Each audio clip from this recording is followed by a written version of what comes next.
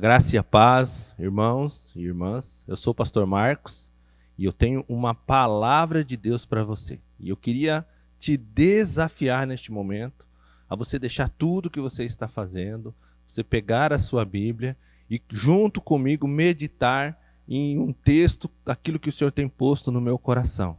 O Senhor falou comigo, trouxe uma palavra e eu gostaria de compartilhar com você. Eu tenho certeza que essa palavra vai transformar a sua vida, vai trazer algo da parte de Deus, de encontro com uma necessidade que você tem. Por isso eu quero te desafiar, não deixe que nada te distraia neste momento. Eu gostaria de falar com você, neste momento, sobre passos que nós precisamos dar para reconstruir a nossa vida. Eu não sei se você já passou pela experiência de construir uma casa, aquilo que é um desejo do brasileiro. Todos nós temos esse desejo no nosso coração de construir o nosso imóvel, a nossa casa. É uma conquista tão grande, tão desejada por todas as famílias deste país. Aqueles que ainda não conquistaram e aqueles que já conquistaram, que já construíram a sua casa, sabem do que eu estou dizendo, de como é gratificante ao final da obra você ter concluído e ter conquistado. Porém, é um processo muito difícil, muito estressante, e só quem passou por isso sabe o quanto é difícil fazer uma construção. Ao ponto que muitas vezes nós falamos assim: olha, se eu avançar, se eu prosperar, se eu progredir, a próxima oportunidade não vou mais construir, vou comprar pronta, porque dá muito trabalho. E se construir já é algo desafiador, o que poderíamos dizer então acerca da necessidade de termos que reconstruir? A reconstrução é um processo mais difícil ainda, mais doloroso, mais árduo ainda do que o inicial da construção. E quando nós estamos diante de uma situação das nossas vidas em que nós precisamos reconstruir uma área, duas coisas, com certeza, pelo menos duas coisas aconteceram. A primeira coisa é que a construção inicial, ela perdeu a sua função. Ela já não está mais servindo para aquilo que ela originalmente foi planejada. Mas ainda pode ter ocorrido uma segunda coisa, uma falha no projeto, na hora de fazer o projeto, ou até mesmo na hora de construir, na hora de seguir o projeto.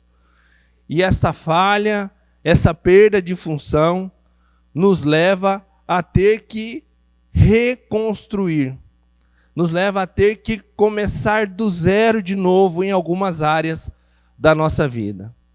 Na nossa trajetória, na nossa vida, na nossa caminhada, nós passamos por momentos assim, em que, assim como na construção física de um edifício, de uma casa, de um imóvel, muitas coisas não saem do jeito planejado, às vezes até mesmo porque nós decidimos de última hora mudar o projeto, e o arquiteto foi lá e fez os cálculos e fez o desenho, mas nós falamos: não, eu não quero desse jeito, eu quero que seja feito dessa forma.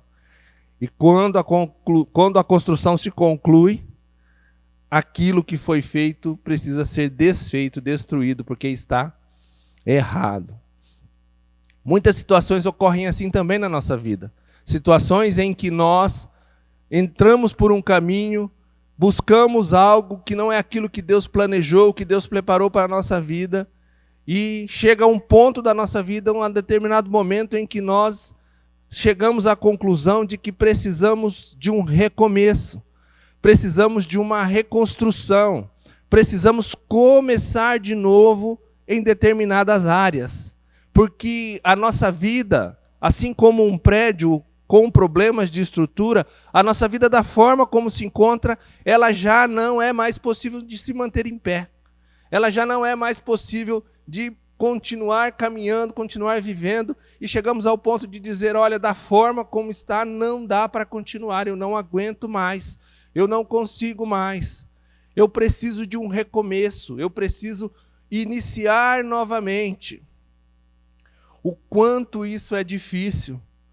Às vezes uma morte prematura, de um ente querido, de alguém próximo, às vezes um grande problema financeiro, o fim de um relacionamento. São vários os motivos que muitas vezes nos levam a chegar à conclusão de que precisamos de um recomeço, de uma reconstrução. Às vezes a dureza do nosso coração, às vezes a dificuldade que nós temos de ouvir a voz de Deus e de seguir os seus caminhos, os seus propósitos, nos levam a andar por direções, por caminhos e a tomar atitudes em que em algum momento nós vamos nos arrepender de ter feito isso. E a conclusão que nós chegamos é: eu preciso recomeçar. Para essa meditação, eu queria fazer agora uma pergunta, um questionamento para você. Meu irmão, minha irmã, você que está me assistindo, como está a sua vida? Qual área da sua vida que, se você pudesse iniciar agora um projeto de reconstrução, você iniciaria? Muitas vezes nós resistimos a essa realidade, a essa verdade, de que precisamos reconstruir. Muitas vezes nós continuamos insistindo no erro, continuamos insistindo nas dificuldades, continuamos com o jeitinho, achando que em algum momento as coisas vão se resolver. Mas o fato é que nós precisamos de uma mudança, de uma transformação, e muitas áreas precisarão ser colocadas abaixo na nossa vida, para começar do zero, porque nós erramos no fundamento, na estrutura, na base. E esse erro prejudicou toda a construção de décadas, de anos da nossa vida, em que nós passamos construindo algo, achando que estávamos fazendo da forma correta, da maneira correta, porém a construção, o edifício não está mais se sustentando. Qual é a área da sua vida que você precisa de uma reconstrução, um recomeço? É sobre isso que eu gostaria de falar com você. E eu te desafio que você possa permanecer até o final dessa mensagem, porque no final eu vou orar com você e o Espírito de Deus vai te ajudar nessa empreitada. O Espírito Santo de Deus vai te ajudar a tomar os passos corretos, a dar os passos na direção correta para que essa reconstrução, diferente da construção inicial, seja algo duradouro, seja algo permanente, seja uma construção na rocha que vai ficar firme diante das dificuldades e dos desafios da vida. Por mais que sejam abaladas as estruturas, se você construir da forma correta, utilizando os passos que eu vou te dar aqui neste dia, você terá sucesso. E pode vir a tempestade, pode vir a luta, o desafio, a sua construção não cairá. Existe um homem na Bíblia que desempenhou um papel fundamental na história de Israel quando nós falamos a respeito de reconstrução. Só para você entender o contexto do que nós estamos falando de Neemias. E só para você entender o contexto, o povo de Israel foi levado cativo, preso, conquistado pela Babilônia, por aproximadamente 70 anos. O povo pecou, o povo errou, o povo fez aquilo que não era agradável a Deus, e os babilônios vieram e conquistaram o povo de Israel. Depois de um tempo, o Império Persa vem e subjuga, conquista aquele povo, o povo babilônio, e os judeus começam a retornar para Jerusalém. E quando voltam para a cidade, eles encontram uma situação desoladora, uma situação triste, lamentável, a cidade em ruínas, o templo destruído, que representava ali a presença de Deus, o local de culto, o local onde eles desenvolviam o seu relacionamento com Deus, os muros da cidade, que representavam a segurança, destruídos. E nesse contexto, surge um personagem chamado Neemias. Neemias era copeiro do rei Artaxerxes, o rei persa. Neemias provavelmente tinha nascido no cativeiro. Pela idade que ele tinha e pelo tempo que os acontecimentos se dão, os historiadores dizem que Neemias provavelmente nasceu no cativeiro. Não se sabe se na Babilônia ou se na Pérsia, mas o fato é que Neemias não era originário daquela diáspora, daquele êxodo, daquela saída do povo de Israel ali de Jerusalém para o cativeiro. E ele foi utilizado por Deus como uma peça fundamental na reconstrução. E nós vamos estar aprendendo com ele aqui os passos que Neemias deu, os passos que Neemias tomou para que essa reconstrução fosse muito bem sucedida e que nós podemos aplicar isso para as nossas vidas em qualquer área que nós precisarmos reconstruir. Por ser o copeiro do rei, Neemias ocupava um cargo muito importante diante do rei persa. Ele ocupava um cargo de confiança, porque tudo o que o rei iria beber, antes Neemias tinha que tomar, tinha que provar. Primeiro para ver se não estava envenenado, porque essa era uma das formas que eles usavam para matar o rei. E segundo, teria que ser alguém muito de confiança, porque o copeiro normalmente era quem era utilizado para envenenar a bebida, né? Se ele não quisesse morrer provando antes. Mas talvez você esteja se perguntando por que essa reconstrução dos muros e esse feito de Neemias era tão importante ao ponto de estar registrado na palavra de Deus e ao ponto de Neemias ser lembrado para sempre como alguém que fez algo grandioso. Eu vou trazer aqui alguns motivos, né? O muro, ele significava proteção e segurança. Então, como Israel, como o povo judeu estava voltando para Jerusalém, sem muros, a cidade estava à mercê de invasões e de ataques inimigos. Então, era uma peça fundamental, juntamente com o templo, que significava a presença de Deus, e era por ali que os judeus se relacionavam com Deus, né? Os muros também eram algo muito importante. Eles já tinham passado por uma invasão, já tinham passado por uma destruição, e sem essa proteção dos muros, facilmente eles seriam conquistados novamente. Os muros também traziam uma identidade nacional e religiosa, né? Tinha essa função, como eu falei, de proteger a cidade e dar tranquilidade para que o povo pudesse buscar a Deus, os sacerdotes e o povo pudesse buscar a Deus tranquilo, sabendo que a cidade murada, a cidade cercada estava protegida. A reconstrução também gerava uma comunidade, uma união entre eles. Eles passaram muitos anos distante e agora eles voltam para a cidade com um objetivo em comum, com uma tarefa em comum, com a necessidade de trabalhar coletivamente por algo que iria beneficiar a todos. A reconstrução do muro também estava ligada diretamente ao culto no templo, né? Como nós já falamos, para trazer segurança, para trazer ali a tranquilidade necessária para que eles buscassem a Deus. Então, na verdade, a reconstrução do muro que tinha sido destruído quando o rei da Babilônia invadiu e conquistou Jerusalém, era algo primordial e indispensável. E Neemias, ele foi muito importante nesse quesito. Ele desempenhou um papel fundamental, central na reconstrução do muro, porque ele possuía um profundo amor pela sua cidade natal e um desejo de restaurar a honra de Jerusalém como o centro religioso dos judeus.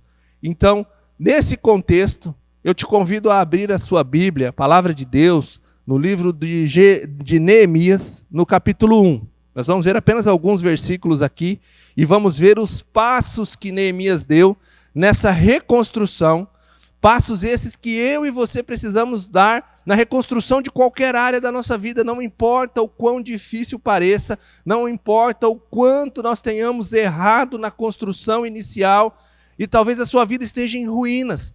Talvez neste momento você está pensando assim, mas para essa área da minha vida não há uma solução, não há o que se fazer, não é possível fazer mais nada. Eu queria te dizer que Deus pode te ajudar nesse processo de reconstrução, mas existe algo que você precisa fazer, existem passos que você precisa dar para que o milagre aconteça na sua vida, para que a sua vida seja transformada, mudada, restaurada, reconstruída. Nós servimos a um Deus que pode todas as coisas e Ele está querendo fazer, Ele vai fazer na sua vida. Porém, eu e você precisamos tomar uma atitude. Então, se você abriu a sua Bíblia aí em Neemias, no capítulo 1, no verso 1, a palavra de Deus diz assim: as palavras de Neemias, filho de Acalias, no mês de Quisleu, no 20º ano, enquanto eu estava na cidade de Suzã. Hanani, um dos meus irmãos, veio de Judá com outros homens, e eu lhe perguntei acerca dos judeus que restaram, os sobreviventes do cativeiro, e também sobre Jerusalém.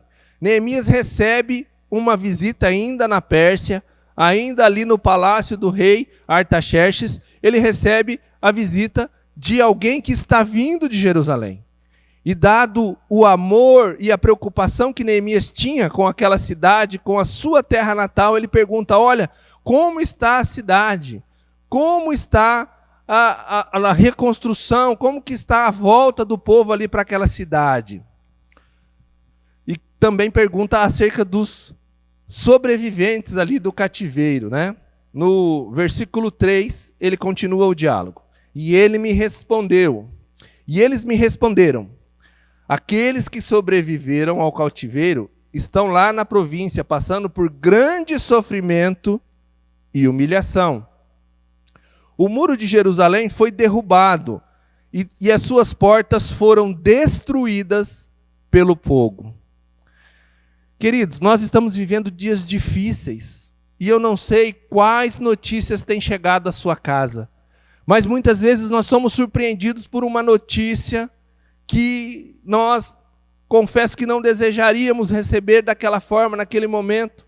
E a notícia não é boa, a notícia é ruim. E nós vemos aqui que ele está recebendo aqui uma notícia ruim. Neemias está recebendo uma notícia de um relato de algo que ele desejaria, eu acredito no coração dele, ouvir uma notícia boa. Olha, a cidade está sendo reconstruída, os muros já estão de pé, o povo está voltando e nós vamos adorar a Deus.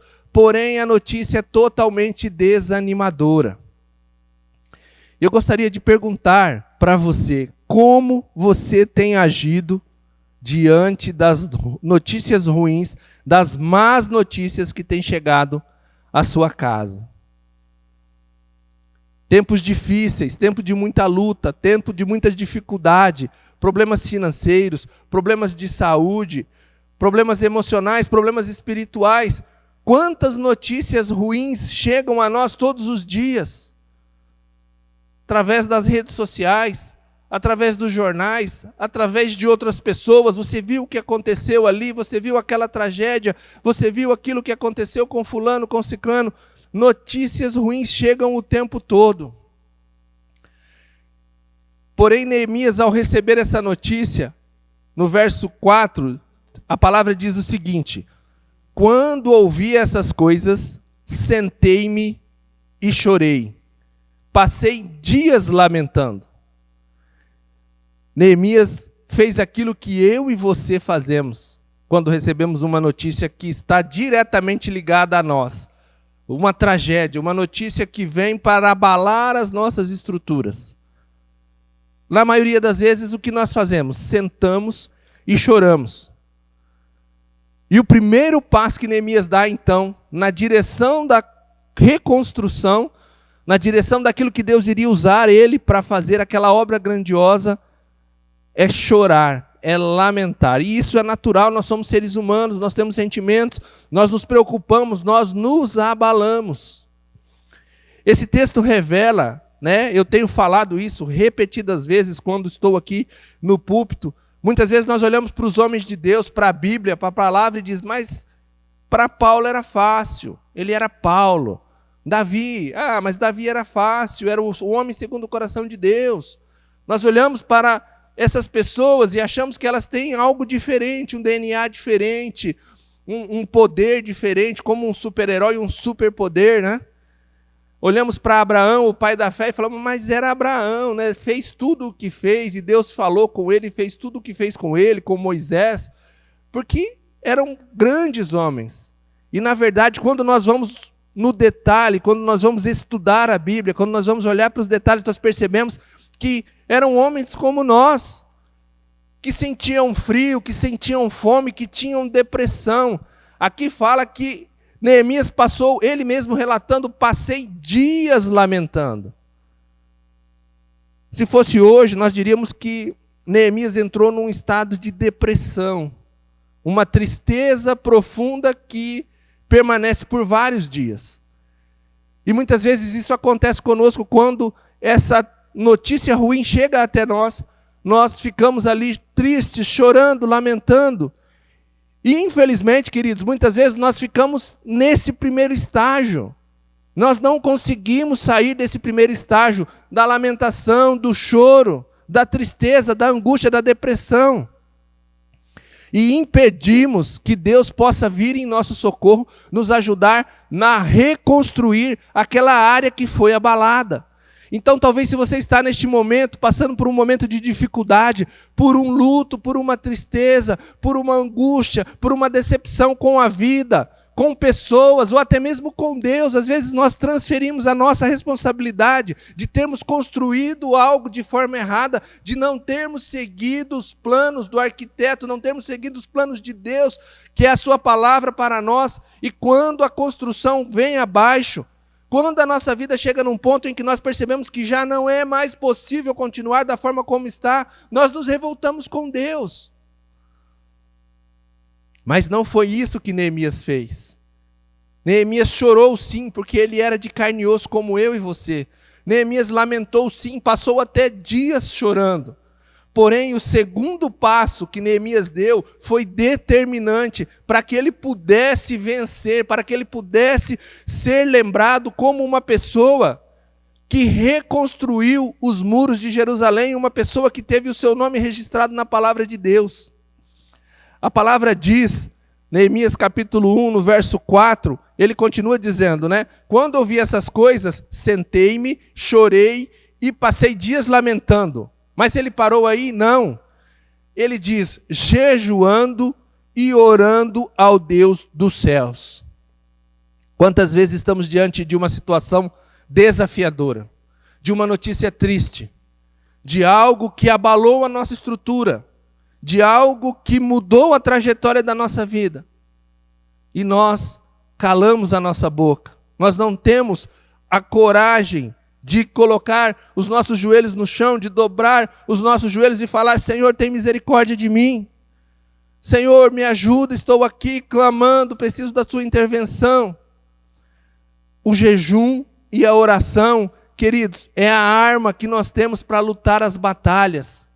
É a arma que nós temos para vencer qualquer desafio. Sem jejum e sem oração nós não conseguimos reconstruir nada de forma verdadeira, de forma permanente. Esse hábito precisa ser restaurado. Todas as vezes que eu tenho subido nesse púlpito, o Senhor tem trazido ao meu coração essa palavra para os dias que nós estamos vivendo. Nós precisamos retomar o hábito do jejum, da oração, de nos relacionarmos com Deus, de estarmos próximos dEle, de conhecer a sua palavra, os seus planos e os seus propósitos para a nossa vida. Para que não venhamos a errar, para que não venhamos a construir na areia. E quando vem a tempestade, toda a construção que foi feita na areia vai cair. Preste muita atenção, querido, no que eu vou dizer.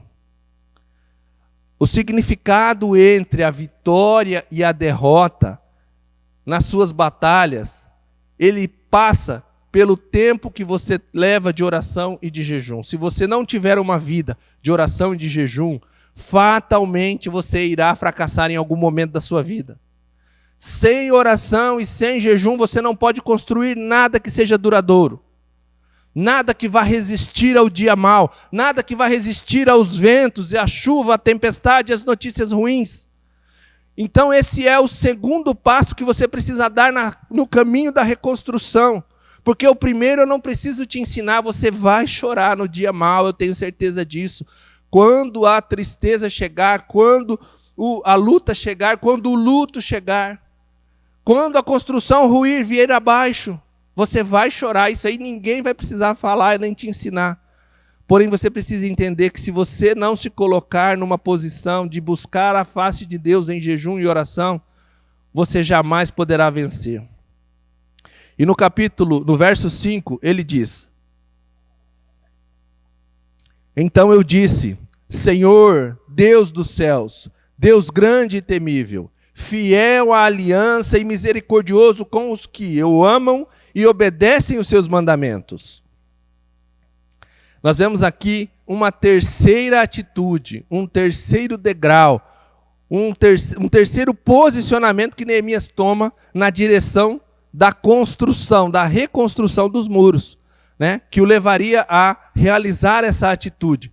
Neemias, ele começa a reconhecer a grandeza de Deus e o poder de Deus. Queridos, existem muitas vezes as situações em que nós estamos passando, em que nós, ao invés de irmos na direção de Deus e de buscarmos a ajuda daquele que pode nos ajudar nesse processo de reconstrução, nós vamos na direção contrária e muitas vezes até buscando a ajuda de quem não pode nos ajudar. Então, diferentemente, Neemias vai na direção de Deus e ele reconhece que Deus é poderoso, que Deus pode fazer, que Deus é misericordioso. O quanto você tem se relacionado com Deus através da sua palavra. Isso pode significar a diferença entre o êxito e a derrota no seu processo de reconstrução, porque se você não conhece a palavra, você não conhece os atributos de Deus, você não sabe o que Ele pode fazer, você não sabe o que Ele pode te ajudar e até que ponto você tem que ir e até que ponto você tem que confiar que Ele está contigo nesse processo. Neemias conhecia a Deus e ele sabia que Ele era misericordioso e poderoso.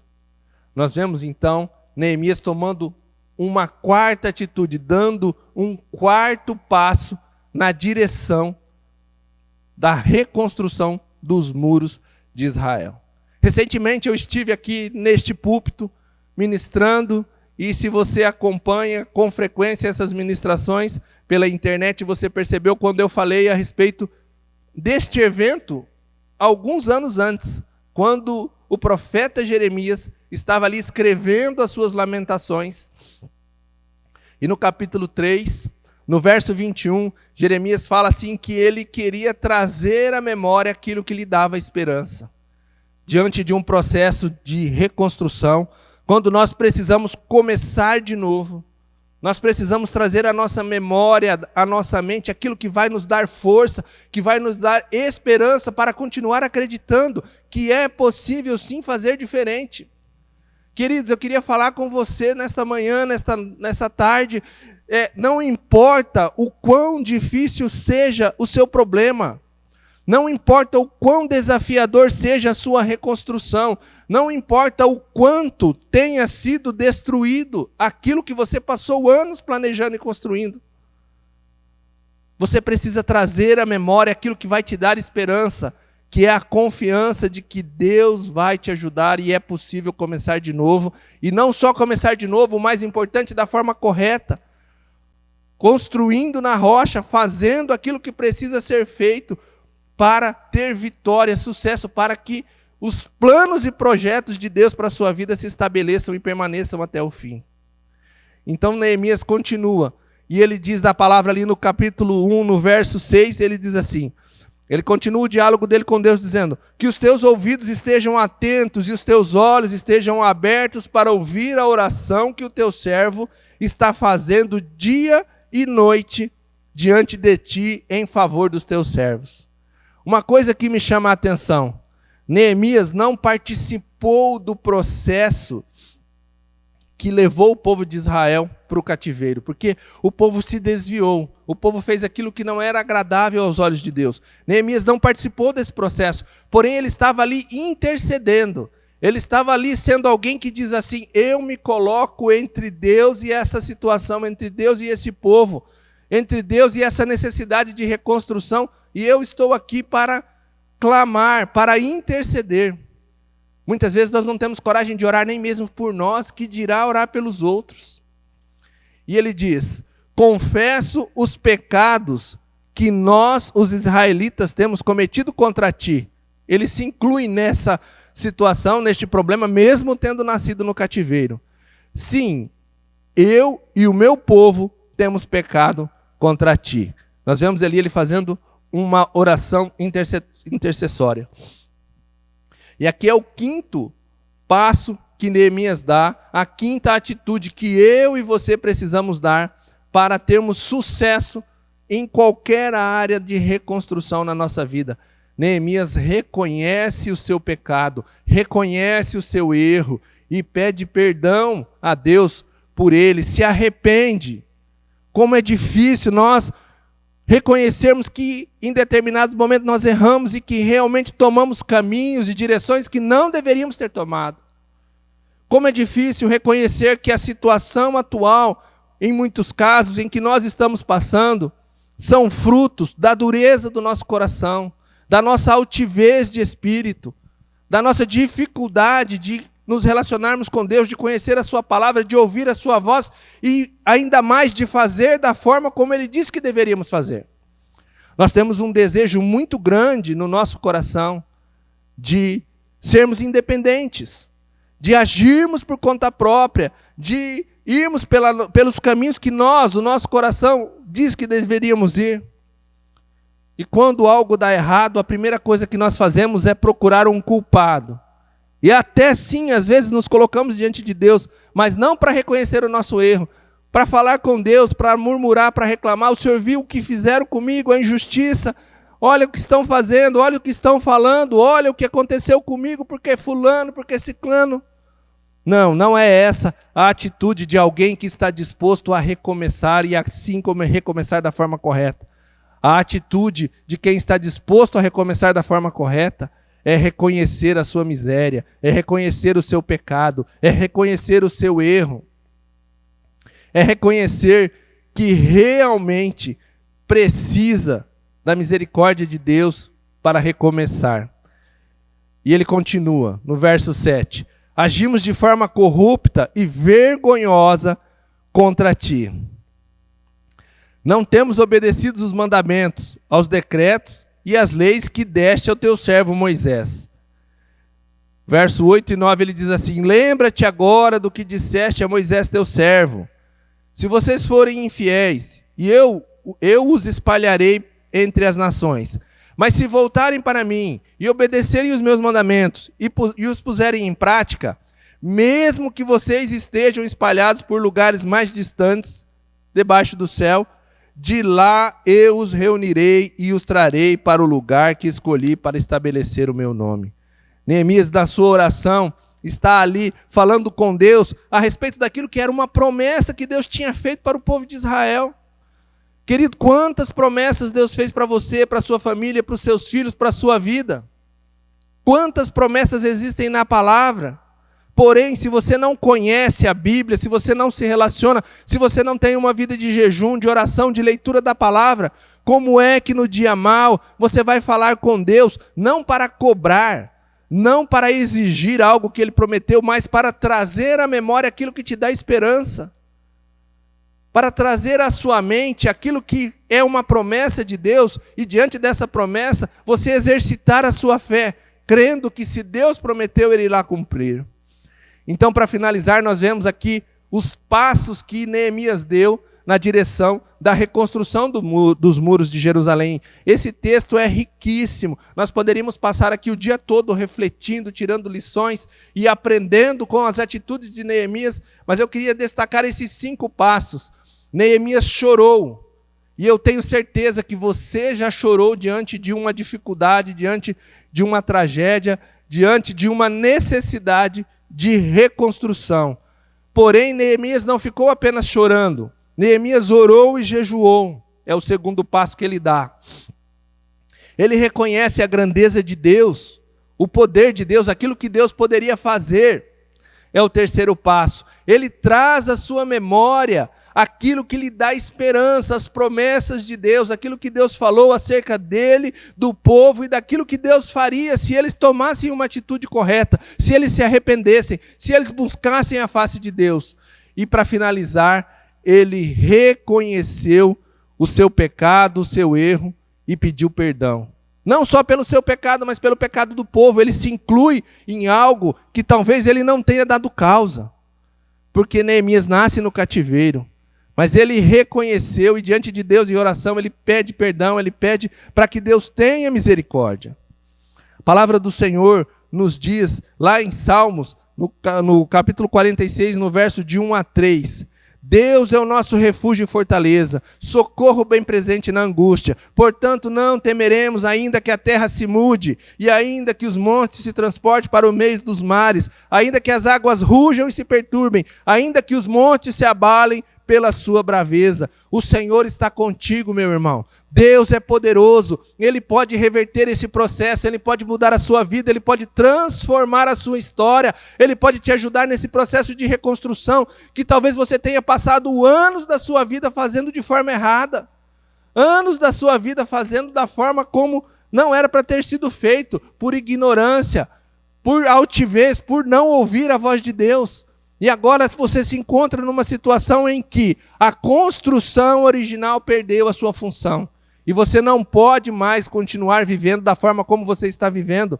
O Senhor colocou essa palavra no meu coração porque tem pessoas que vão ouvir essa mensagem e que estão nesta forma, estão vivendo desse jeito, estão passando por este momento em que precisam recomeçar. E eu queria te dizer que se você não seguir esses passos, você não será vitorioso neste recomeço. E talvez uma nova tragédia aconteça porque você vai continuar construindo na terra. E quando vier novamente a tempestade, a sua construção vai ruir. O Senhor Jesus mesmo disse, quando foi escrito o Evangelho de Mateus, no capítulo 7, no verso 24, portanto, quem ouve as minhas palavras e as pratica é como um homem prudente, que construiu a sua casa sobre a rocha. Existe uma necessidade de reconstrução na sua vida? Existe uma área que você precisa recomeçar? Queridos, o tempo é este, o momento é esse, o Senhor está te dando uma oportunidade, e eu queria orar com você, para que você não fique apenas no choro, mas que você saia desse primeiro estágio e vá para o estágio da oração e do jejum, para que você comece a reconhecer a grandeza de Deus e o seu poder, e comece a reconhecer aquilo que Ele pode fazer na sua vida, para que você possa trazer à sua memória a esperança, que vai te dar força, que vai te dar fé, para você continuar lutando neste processo, nesse momento, nesse projeto de reconstrução. E por último, que você possa reconhecer o seu pecado, a sua falha, se arrepender, pedir perdão, e ser vitorioso nessa nova reconstrução.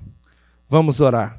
Pai, em nome de Jesus, eu quero apresentar, Senhor, as pessoas que estão ouvindo essa mensagem, que estão vendo, Pai, esta palavra. Eu tenho certeza que o Senhor trouxe essa palavra no meu coração, porque muitas famílias estão destruídas, estão precisando, Pai, recomeçar, reconstruir, Senhor. E como nós falamos no início, a reconstrução sempre é mais difícil do que a construção, porque nós fizemos da forma errada, e quando nós erramos, nós sofremos as consequências dos nossos erros.